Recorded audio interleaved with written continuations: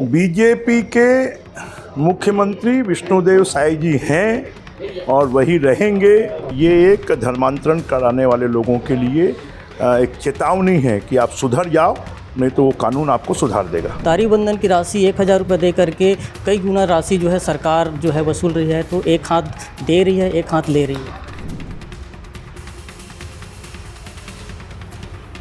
जरा भूपेश जी बताएं कि उन्होंने कितनी बार एसपी कलेक्टर कॉन्फ्रेंस ली और कितने समय की ली। रायपुर सांसद और भाजपा के वरिष्ठ नेता बृजमोहन अग्रवाल जी बिलासपुर पहुंचे, उनसे बात करेंगे।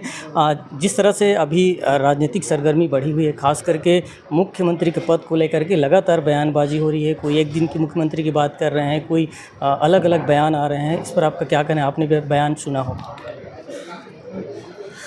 बीजेपी के मुख्यमंत्री विष्णुदेव साई जी हैं और वही रहेंगे। बीजेपी की सरकार है, बीजेपी का बहुमत है। कोई कुछ भी बयान दे, उससे फर्क क्या पड़ने वाला है? चुनाव 3 साल बाद होना है। तो इसलिए इस प्रकार की बयानबाजी करने वाले लोग जो हैं वो अपने मुंह मियाँ मिट्ठू बनते हैं। और जैसा मैंने अभी कहा थोड़ी देर पहले कि ना 9 मन तेल होगा ना राधा नाचेगी। तो जो लोग सपना पाल रहे हैं वो कभी उनका सपना पूरा नहीं होने वाला है। अभी दौरे पे आए थे मध्य प्रदेश के जो नेता प्रतिपक्ष हैं उमंग सिंघार जी।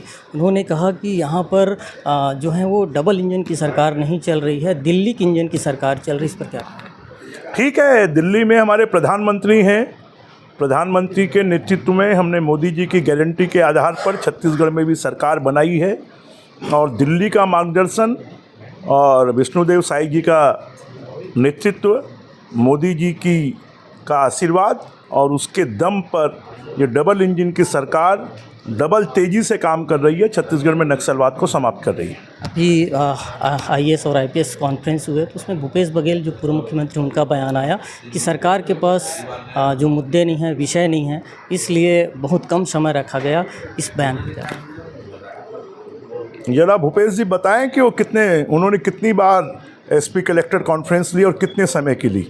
मेरे ख्याल से पहली बार छत्तीसगढ़ के इतिहास में 2 दिन की ऑल इंडिया अधिकारियों की आईएएस, आईपीएस, आईएफएस की कॉन्फ्रेंस रखी गई और मुख्यमंत्री जी ने जो सरकार की दिशा है उसको सभी अधिकारियों को स्पष्ट निर्देश दिया है। धर्मांतरण एक बड़ा मुद्दा है और ये गरमाया भी रहा अभी इस कॉन्फ्रेंस में, और सरकार ने कहा है कि इस पर सख्त कानून लाया जाएगा। आप क्या मानते हैं इसकी आवश्यकता? निश्चित रूप से जहाँ जहाँ धर्मांतरण हुआ है, वहाँ पर जहाँ पर डेमोग्राफी चेंज हुई है, वहाँ पर अशांति पैदा हुई है। तो छत्तीसगढ़ में भी कुछ ऐसे लोग हैं, कुछ ऐसी संस्थाएं हैं जो यहाँ धर्मांतरण के माध्यम से अशांति पैदा करना चाहती हैं। मैं जब स्वयं धर्म मंत्री था तब मैंने कहा था कि जो छत्तीसगढ़ का धर्म स्वातंत्र कानून है उसको और कड़ा बनाया जाएगा।